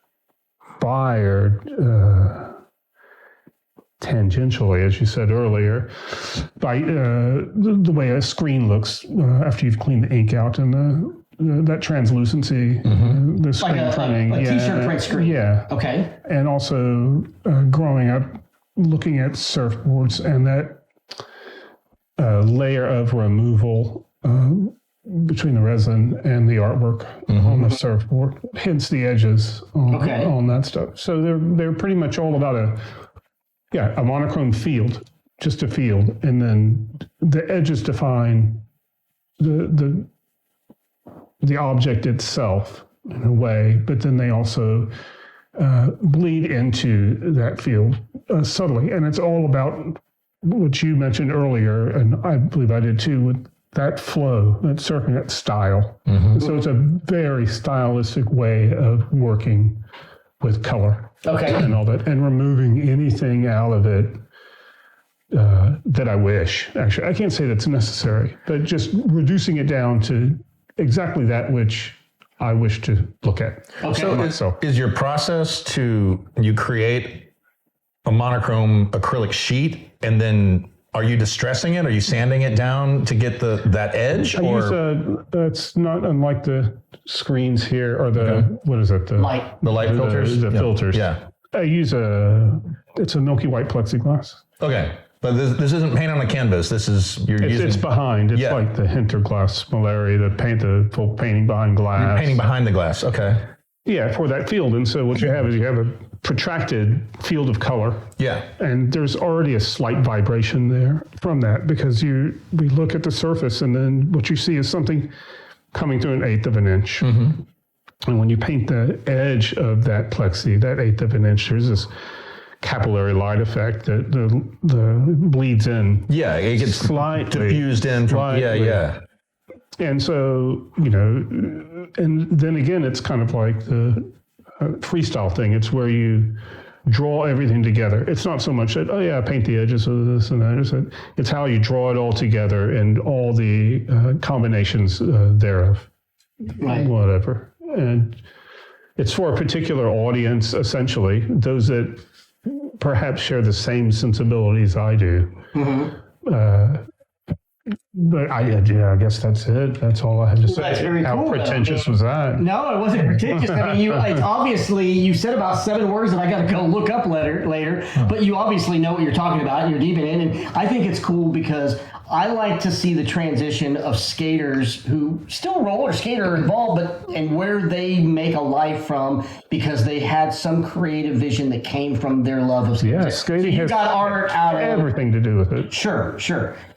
And skating is the physical manifestation of that which I do, just visually. Right. And you still have works that are for sale, and you're getting back into that, pushing that back again. That's I have a couple of galleries that want the work when I'm ready to do it. They say that I'm elusive, and but that's good. You can find pictures, you can't find anything. That's good in the art world. So that's very good. To back up on that, when did you start into that? Were you doing this before you went to New York, and you went to New York to pursue it? Did you? You were in New York and decided to do art. I applied for graduate school to teach. Okay. I could either get an education degree, or I could go and get a graduate degree in studio art and teach university. Had you studied fine arts in your undergrad? Yeah. Was that at Texas State? No, University of Houston. Oh, okay, cool. They got a good art program. I've had several friends go through that art program. And I went to the peripheral schools first because I was going to get my graduate degree. I wanted to get it at U of H, but I went to U of H Clear Lake and U of H downtown. Yeah, I've been to the downtown. So I did those so I could save for grad school. But then once I had graduated with my undergraduate, I decided I wanted to move away for various reasons, and just applied. And I got an interview at Pratt in Brooklyn. And so I flew out for the interview. And once I was there, I decided that, that's what I wanted to do. Yeah, I can. When would this have been? Like mid 80s? Late 80s? Late 80s. Okay. Because I went to, I was studying engineering at first in college, and then I dumped out for skating and stuff like that. And I was screen printing quite a bit. So screen printing is another thing, because I see there was a picture that somebody posted. They were wearing a shirt that you made that was a skate shirt of some sort. Oh, that's my cousin. Okay. So you do screen printing too? Yeah. Okay. Very cool. Fun stuff. Oh, I did that. Yeah, you did that. We'll show the picture. Now, did you just learn that from like trial and error on the job, or did you study like serigraphy in college? No, that was from probably in high school. I started playing around with the screen printing. Yeah. Just home stuff. Yeah. Yeah. That's kind of how I learned enamored with it right away. And then I haven't done anything with it really in the fine arts. Right. But I still dig screen printing, whether it's a one-off or not. If I cut out wax paper and make stuff, just print it out. I do that. I don't do much commercial stuff with it anymore. Yeah. Well, it's weird because and in commercial there's so much competition, and there's always somebody who will do it cheaper, and A year and a half ago, I printed some wrapping paper for Christmas. Oh, cool. That would be fun. Yeah, just to do it, right? Yeah, just rolled out the brown paper. Make your own design. Santa Claus on there. Yeah. And just that's fun. Went down the way with the screen about this large, and turned out great. I had a friend who was studying fine arts at UT, and he took a serigraphy class basically so he'd have access to the studio. And he started printing his own T-shirts. Yeah, that's using UT's facilities. This is one of the shirts that I was referring to. Oh, that's rad. Which is is that like a 3-color screen? Yeah. So it's very cool. It's a guy doing a backside air of some sort, and he's got Converse on. It's like a sun splash. And then it's got an ugly face. Well, I think that's really cool because it looks like it has more colors than it does. It looks to me like it's just black, white, and red. Yeah. But it's on a yellow shirt. It's on a yellow shirt, so he's got tones, and he's got scratches coming through. Anyway, so that's very cool, man. And I think it's super cool that you're getting back into it, or whatever the case is. But I thought it was cool that I was like, that's the same guy. He has 2 ends, not 1 end. Thanks for asking. I asked Brett, and I asked Boog, and then Brett's like, call Cindy. And I didn't get a chance to call Cindy. Cindy Thompson. She's she lived in New York for a while. She was Cindy. Short hair. No, I know. Anyway, so that's very cool. So we'll Shut Up and Skate podcast about fine arts.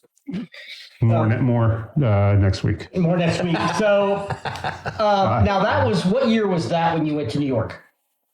85, 86? No, it was more like, let's see, I graduated in 91, 88, 89. Okay. So back up from Galveston, went to Kona, 82, 83. You got first place amateur. You're skating. When did you make it to San Marcos, Texas? I can't recall the exact year, but I guess it was 83. 83. Okay. 83, 84. Yeah. When you're like 20, 21-ish? Yeah. Now, at that time, one of the things that kids and folks out there here in Texas, San Marcos, Texas, which is nestled between New Braunfels and Austin, has pretty rich skate history, and we'll refer to that and Team Love. There'll be more discussions of some of that coming up in more detail. But just so you know, it's a college party town. It was rated in those years as like one of the top party schools in the nation. It was like 3 girls to every guy registered in school, and there was swimming, and so there was always partying and cool people and all that kind of stuff. And there was a pig that would dive into the springs. Yes, that was Ocarina Springs, and that was a pig, I forget his name, that would go in, and people would go, and they had glass bottom boats, and the pig would jump in, and mermaids. Ralph I think it was Ralph was the pig. Ralph. So there's a lot of cool stuff going on in San Marcos. And so San Marcos was a place to go that either if you knew the scene or you wanted to go something that wasn't like the University of Texas or A&M or any of those other schools. And it was, at that time it was a directional school. It was Southwest Texas State. Now it's Texas State University. But the reason I bring that up is because I went to school there in 85, and I went on a trip with my parents to the school. My sister had gone there previously, and I went to go check out and see if I was going to go to school there. And when we were leaving campus, I was walking through, and there was Brett, Tom Metzler, and somebody else standing there with a skateboard, and I told my parents to hold on, and I went over and talked to them. And that's when I realized I was going to that school, because they had a skate scene. They had the whole 80s. Brett had probably a vest on, like a jean jacket vest and that sort of thing. And they're like, yeah, you need to come in. We need kids to pick on. And, it was that kind of thing. And then that's why I went to school. I remember you being mentioned that early on. That's when I started hearing your name in San Marcos. So you were already there in San Marcos, right? I had been there. You had a question? Oh, okay. So I'm enjoying this. The picture that you showed of the clown ramp earlier. Doing the invert on the clown ramp. I think that's 81 or 82. That's when I met Brett, and much the same way you met them. It was Brett, Tom Metzler, and some other nondescript Lurch person. Big Dumb. There's BDR, which is BDR. Big Dumb Rob. But they were Lurch. They were in Dallas. And they invited me to San Marcos. Okay. And then that's where you went to school. They lured me in, just like they lured you in. But did you go because you also knew there was skating?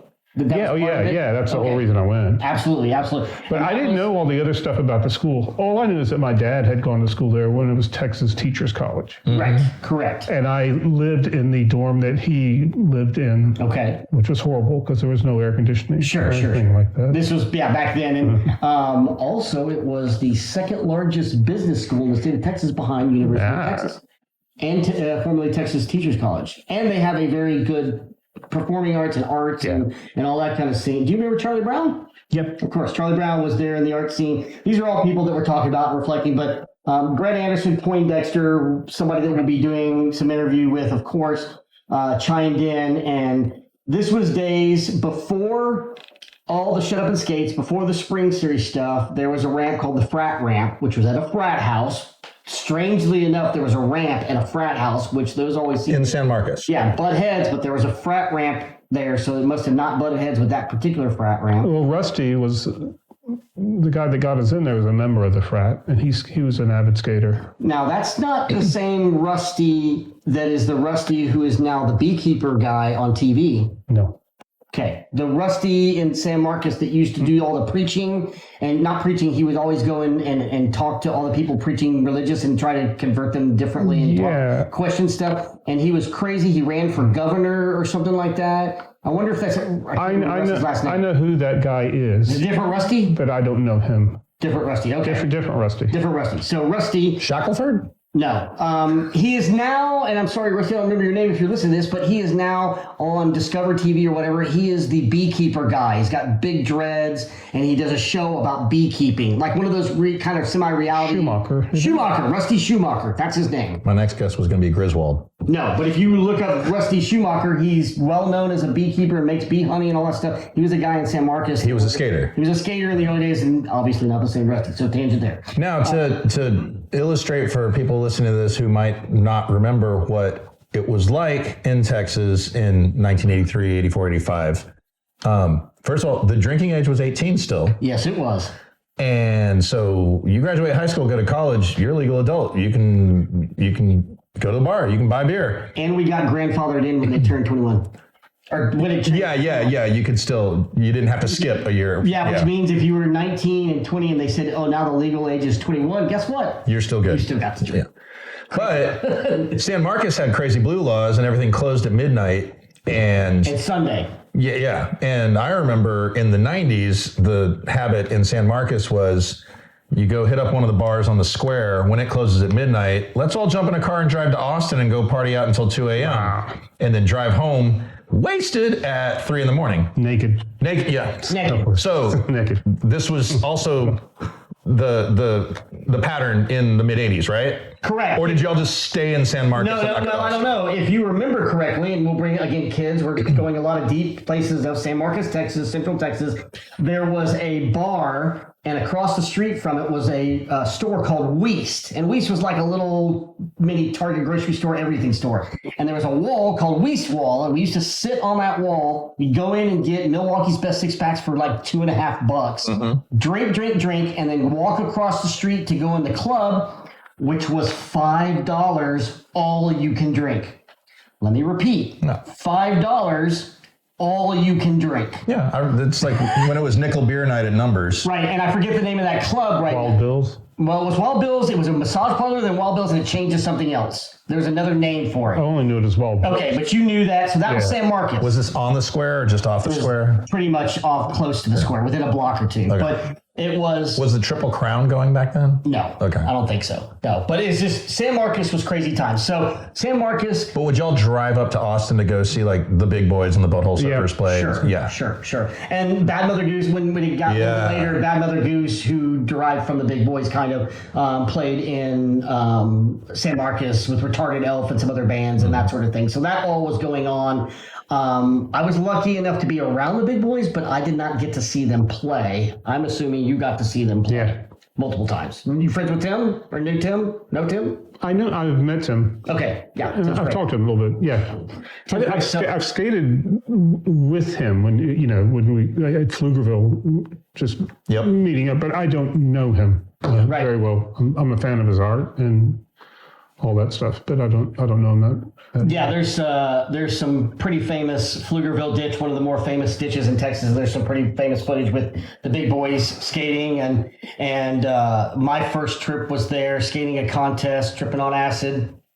Brett Anderson, all those cats, Tom Scarecrow, rest in peace, was there, and all those cats. More again, tangent of names, but look them up. They're all good people. That's what we're talking about. So Brett Anderson, again, mentioned. Do you remember the whole Team Love thing kind of starting? Team Love was kind of San Marcos's version of, I don't want to say the Daggers, but it was a skate brat. It was a skate crew, cut off a jean jacket, the neck back. Yeah, kind of, but it wasn't you had to do something to get entry, or you didn't have to do fisticuffs or get, whatever. But do you remember that whole coming together? Team Love and Brett Anderson? Yeah, I know the entire inception of it. Oh, well, please tell, because there are people that want to know. Oh, really? Oh, yeah, that's what they're here for. We're going to do an episode on Team Love. One of our good friends and sponsors, Mikey, who works with Thrasher, has been asking us to talk more about Team Love. So, yes, we want to know the origin of Team Love, because that was super dear to my heart, and we'll be talking a lot about it in that mid-'80s. What did you think of the bread basket? The Bread Basket. Bread Basket was a ditch off of a feeder road across from a small grocery store called the Bread Basket, and it was probably about as tall as this table, and we skated there every day. Right. But it was a shitty little ditch. It wasn't a great ditch. It's still there. But it was a great little scene going to the Bread Basket. That's where Team Love started all together.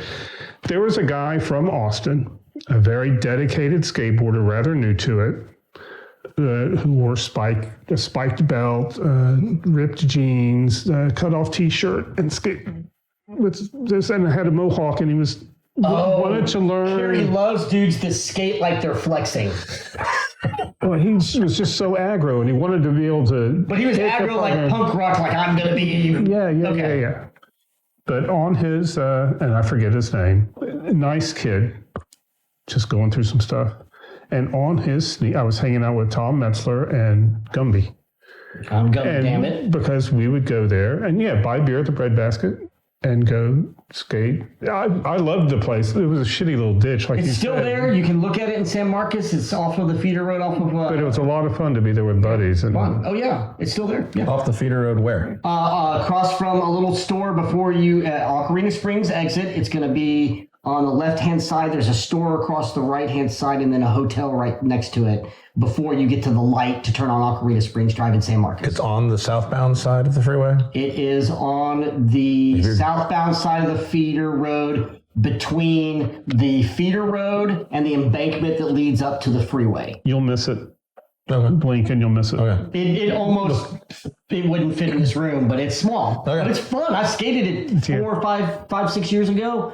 It'd be a cool place to hit when you go hit C-Fan, which C-Fan wasn't there when he was there yet. Right. It wasn't there yet. But anyway, Team Love's Inception. And this guy with the mohawk and, dedicated to the style of all that stuff. And on his shoe, the poor kid, he had written, "I hate myself," on his shoe. And that was Sounds about the time, though. That was just the opening that was anybody needed. quite touching. And I pointed it out to Gumby, and from my memory, Tom Metzler was standing right there with us, and Gumby just said something like, "Yeah, man, team love. Don't hate yourself. We're team love." And then Tom Metzler repeated it, and that was it. That's where it started because That's how the name came about? Because it was love to skate or hate. Yes, I saw the stickers. Right, yeah. So love to skate or hate, and Team Love became a much larger thing later on. But that was my inception, or my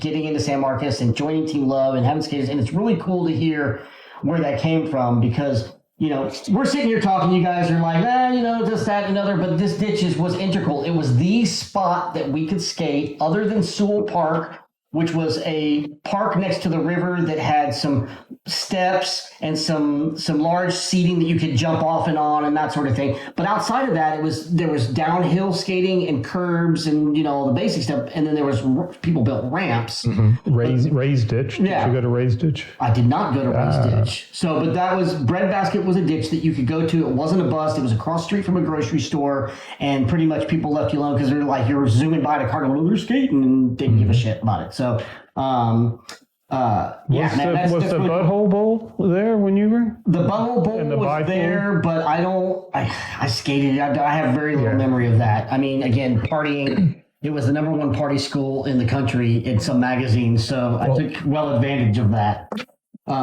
According to Brett, the Kidney Bowl at the San Marcos Skate Park now his name, he asked me to design that based on his recollections of the Butthole Bowl, and we kind of fought back and forth over it because I was like, this sounds way too gnarly, and he wanted it to be like the most legit gnarly backyarder style pool, and I threatened to put the nozzles that are on pools, the pool nipples, and to make the drain slowly back up with water so that you had to bail it every 30 minutes or so. Oh, like be legit. I was like, oh, you want a legit pool? I will make the most legit pool you've ever seen. I'll make it. I'll put the death box in the wrong place where you hate it. Yeah. I'll make the light like hanging out to where like if you bump it, it's going to fall in and you have to put it back up. I'll build a wooden fence and knock 2 fence boards out, and that's the only way you can get to the pool. And every 20 minutes, somebody will call the cops on you. How legit do you want this pool to be? I wonder. So we compromised a little bit. There you go. You compromised. I wonder the name Butthole Bowl. I don't know. It always has. There's somebody's butthole is involved in it. I don't know what that name is for, but you don't probably know. Anyway, I don't know. Brett Anderson. Okay, so now we're going to dig into a little more before we kind of start tapering things down. Tim, why did you steal everybody's girlfriends? Brett says you are known for stealing girlfriends. Now, I don't think that's really true. I don't know how many beers Brett was in, but he said Tim was always stealing girlfriends. So, but he's I haven't had being fun about that. But he does tell a story about skating Ruckel Road. And we mentioned this before we got on there, but Ruckel Road is a ditch off of Ruckel Road on the way to New Braunfels that is up against a combination of freeways crossing over, and you could literally run up the side of one of the huge embankments that led up to the freeway and roll in to wood into the ditch, which had a train trestle going through it. Yeah. And that roll-in was gnarly. It was like 30 or 40 feet tall. Yeah. So, but it was the time, and the ditch is wide open. It's got a hip. It's got a bank. It's got a bunch of different stuff. So it's fun. It's still there. Mm-hmm. I couldn't find it last time I went, but I didn't know what I was talking about. Well, I'll send you a pin drop. But he tells a story about Texas. Texas is hot. It's really hot, and you went to Ruckel Road, and it was so hot that you wanted to figure out a way to beat the heat. So how do you beat the heat? You prep for it. They all dressed up in multiple layers of clothes, got into the car, turned on the heater, and drove to Ruckel Road so that when they arrived at Ruckel Road, they could skate and it felt good. It felt great. So tell us about that, because that's some bullshit, crazy, stupid reverse psychology that probably works. It did work. Actually, I forget who all was in the car other than Brett. But yeah, not a bad point. flannels and cranked the heat. And when we got out, it felt like a cool spring day. So you're getting out of the car, you're all sweaty, stinky, muggy, you've got the heater on. Ready to pass out. I mean, I don't... No White Russians. Yeah, no White Russians, and you get to Rupa Road, and you take off everything except for what you're going to skate in, and it feels better. It does. It feels great. It works. I guarantee it's like drinking coffee to raise your body temperature and feel good. Not a bad idea. I don't buy that myth, but my grandmother believes it. Whatever. Yeah. It does work, I guess. But yeah, if you raise your temperature, you'll feel better at the spot. Try it. Try it sometime soon, but be careful. Well, yeah, things to try this August. Oh my God. So yeah, that's just nuts. So And they were all his girlfriend's clothes, by the way. that you all doubled up in? Were you trying to steal her? No? I did. Excuse me. You mentioned Gumby a couple of times. And for those of you who don't know, we'll get a hold of Mark Gosser, known as Gumby. Gumby's claim for many of things is he was a very fluid vert skater, and you could not really hear him skate. He was like silent, like... Yeah. All his tricks were side. He rarely fell. And he also skates everything. Ditches, slalom, pool. If you recall, Carrie, I think several years ago, this could be 10 or 15 years ago, we were doing slalom and stuff. And I don't remember where this was at, but Gumby beat everybody's time. Smoked it. Yes. That was at the Delco Center. And that was one of the first times I'd ever tried slalom. And he had a really nice setup.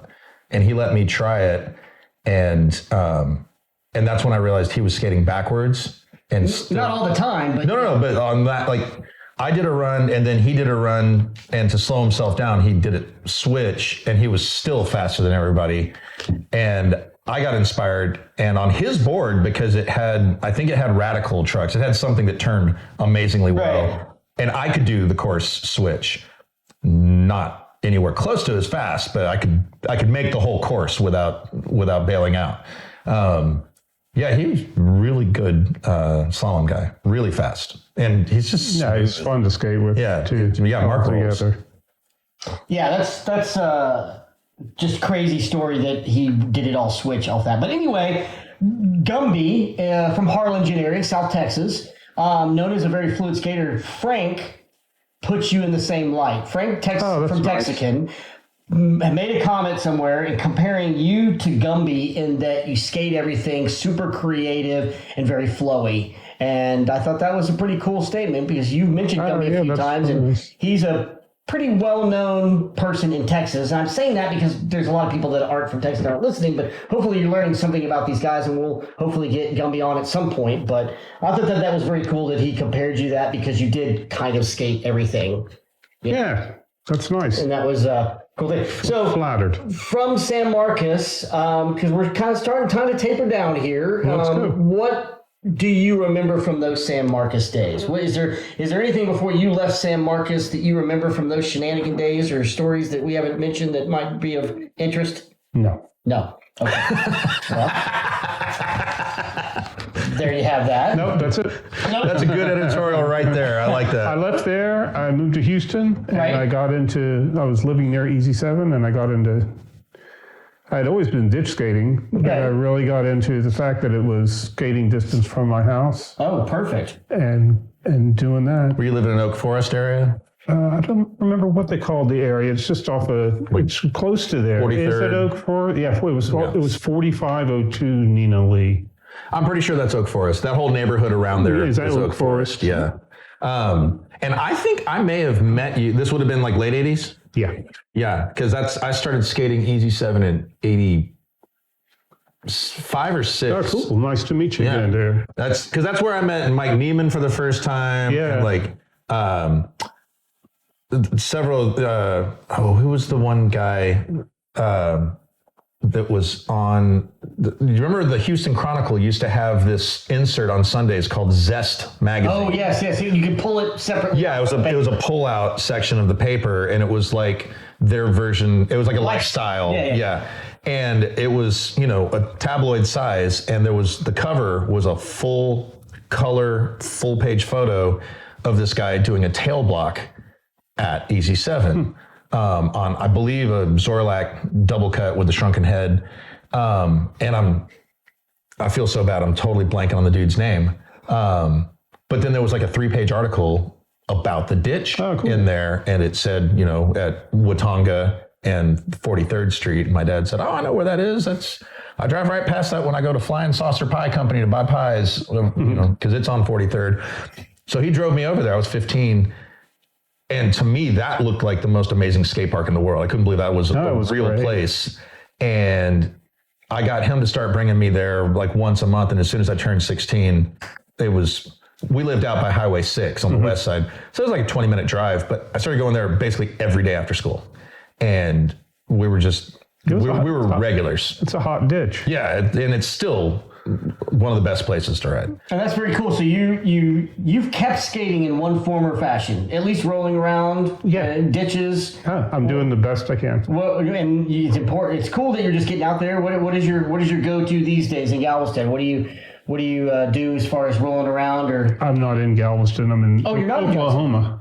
Oh, how did I think you were still in Galveston? Okay, you're in Oklahoma. I'm in Norman. Oh. He's hanging out with the Flaming Lips, basically. There you go. No. But you're from. I'm making that up. Obviously, you're from Galveston. For some reason, I thought sounds good. I thought when you were traveling, I thought you were coming in, but I didn't realize you were from Oklahoma. So how's Oklahoma treating you? It's good. It's good. I moved there 3 years ago.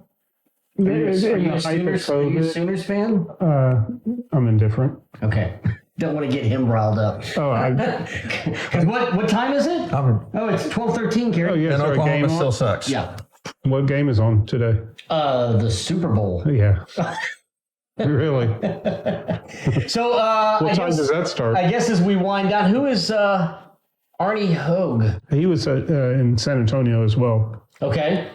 And he was somebody you wanted to mention, or? No, I was just, when you were going through the list of people that had come out to pros and stuff. I just remember Arnie Hogue being there. Okay, I don't remember that name. So I was just thinking alongside. Sure. Sitting next to you to your left, why don't you grab that board? Yeah, look at that. We talked to Booger, and if he'll show that up in the camera, they've seen this before, but we'll show the other side. But, that artwork is who? That's another guy. Oh, I thought Booger said Tim did that. No, I did a concept piece. I think he showed you. Oh, you did the drawing. The original drawing. The original drawing. Okay, so that's it. You did the original drawing. How old is that? 40. So 40 years ago. Yeah. You did a drawing when I thought it was cheating to use a pencil and erase out. So I'd use a pen, and like every mark had to work. Yeah. But then he had some guy, I guess in Galveston, redo the concept. I always like that. The idea of flipping an igloo upside down would be a perfect bowl with a keyhole roll in. Yeah. That's exactly. A nice design. But this. Yeah, he cleaned it up quite a bit. Yeah. That's you. That's me. That's you. Okay. So that's me with the little ice cubes popping off from his tail. So that's the original art. For that board from Mr. Tim Litzmann. That's funny.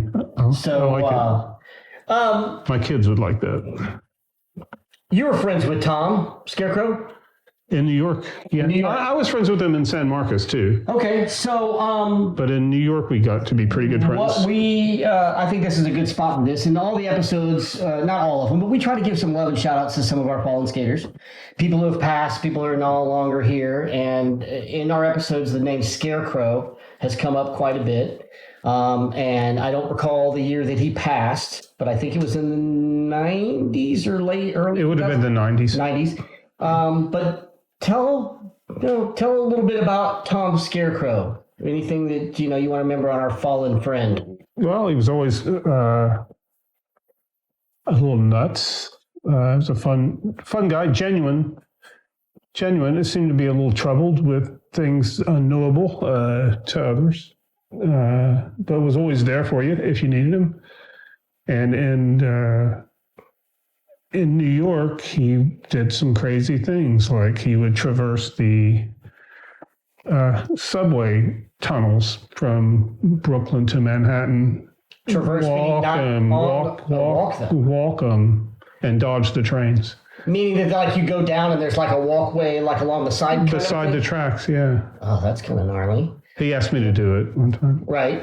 So when you skated Pflugerville contest, do you think you were at that Pflugerville contest, skating at Pflugerville ditch contest with Tom Scarecrow? I don't. What's that now? The Pflugerville ditch there? contest. I don't know. I'm asking if you remember being there. I don't remember being there with Tom. No, Tom was the one story I remember about Tom is he had crazy hair and sticking up, and he was Scarecrow. And we went to this ditch contest in Pflugerville, famous ditch contest in ditch, and we were all tripping and et cetera. And I remember Tom was one of the top guys. He probably placed in that contest. And I remember he's skating, run, and this had a lip you could roll out onto. He's skating, he rolled up on the lip, stopped, leaned over, and threw up. Oh, that sounds like him. And then dropped back in and kept skating. And probably like didn't even give a beat, like didn't stop and throw up. Like he literally like leaned over, threw up, and then kept skating. And he was just nuts and shenanigans and all that. And he was somebody that was super memorable back in that time. That's cool that you got some time in New York to see shenanigans and that sort of thing. Yeah, we used to bike right out to Coney Island and stuff. That's a ride. It was a blast. Yeah. Right. So that would be Tom Scarecrow. Well, he introduced me to the first gallery that showed my work there. Oh, okay. So he was doing well there with his artwork. So artwork. He was also another artist, and you got a little boost from him per se, little referral. Yeah, he got you in yours. Well, I would say cool. He gave me a boost. That's a pretty cool tie-in. That's definitely for sure very cool. Well, y'all, it's about time that I guess we wind this up. We've gone through some pretty cool stuff and some stories, and we appreciate you being here. Thanks for having me. And, as we always say, it's about all of these skaters in the state of Texas and what they brought, and so we appreciate listening. We've got some big plans upcoming, some big names, some big things hopefully happening, and we'll get more to that. But it's about everybody. And Tim, we really appreciate you being here. If you guys have any comments, email us. If you want to help us out, send us a Venmo. Support all the sponsors that are supporting us, and make sure that you take care of all them because they're making this happen. Big thanks to very quiet John Miller over there. And what you got for us, Kerry? Hey, Chip. How many skateboarders does it take to change a light bulb? I don't know, Carjack. How many skateboarders does it take to change a light bulb? For today, we're going to say 2. One to change it, and the other one to yell, "That was rad, now do it switch." Watch out for your girlfriends. There you go. Watch out for your girlfriend. Tim Litzmann. I'm in town. Galveston skateboarder. San Marcos, Team Love, well-known artist. Go check him out. Go give him some love. Go share his Facebook page. Give him some shout-out and some love, and we appreciate everybody out there. And, hey, man, it's a dreary day here, but I don't know what it's like over there. What should people go do, Terry? Go grind a curb. Go build a quarter pipe in your driveway. Go call your buddy. Skate a ditch. Go take a cruiser board down to the store. Buy yourself a 6-pack. Electric. Yep. And paint your grip tape. We're out. Thanks for listening in. Thank you, guys. Future's up to you.